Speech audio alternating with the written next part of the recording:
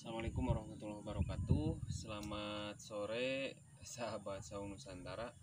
Pada kesempatan kali ini kita akan ngabuburit di lokasi perkebunan teh, yaitu di Bukit Cisanta. Dimana di sini suasana alam yang disuguhkan adalah kebun teh yang terhampar luas dan suasananya sejuk sekali, adem.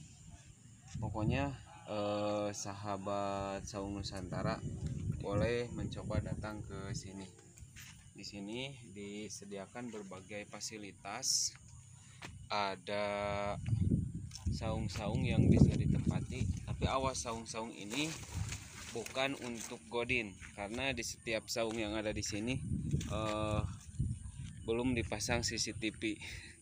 Jadi sahabat Saung Nusantara bisa menghabiskan waktu sore di sini sambil menunggu maghrib, dan bisa juga di sini